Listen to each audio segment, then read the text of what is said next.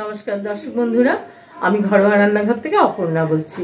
দর্শক বন্ধুরা, আজকে আমি লাউ ঘন্ট বানাবো, সেটাই আপনাদের সঙ্গে শেয়ার করছি। খুব সিম্পল পদ্ধতিতে করব, আসুন দেখিয়ে দিই কীভাবে বানাই। আমি কড়াইতে একটু তেল দিয়েছি, এবার আমি কটা বড়ি ভেজে নিচ্ছি। বড়ি দিয়ে লাউ ঘন্টটা হবে।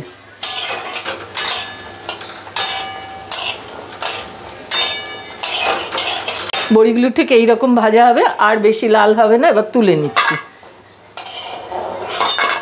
আমি এবার তেলের মধ্যে 1 টিস্পুন জিরে, গোটা জিরে দিয়ে দিলাম।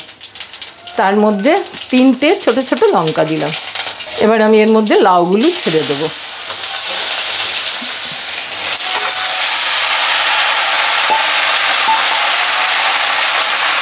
লাউগুলো এরকম জিরি জিরি করে কেটে নিতে হবে, ডুমো ডুমো না, এরকমভাবে কাটতে হবে।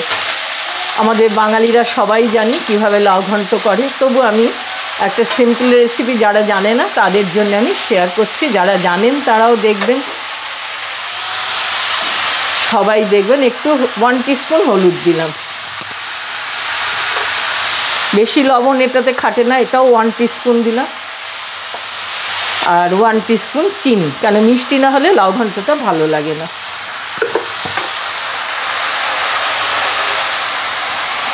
আমার মোটা সব উপকরণই দেওয়া হয়ে গেল। এবার এটাকে সেদ্ধ হওয়ার জন্য সাঁতলিয়ে রেখে দেবো, ঢাকা দিয়ে রেখে দেবো। বন্ধু, এবার বড়ি আর ধনে পাতা দিয়ে এটা নামাবো। বড়িগুলো দিয়ে দিলাম।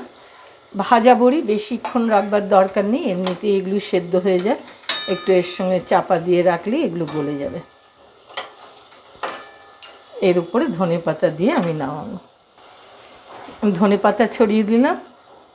ব্যাস, এই সিম্পল রেসিপিটা বানিয়ে খেয়ে দেখবেন, খুব ভালো লাগে এবং সবার জন্যই উপকার। কোনো তেল মশলার ব্যবহার নেই, সামান্য একটু তেলে বড়িটা ভেজে নিয়ে রান্নাটা করা হয়ে গেছে।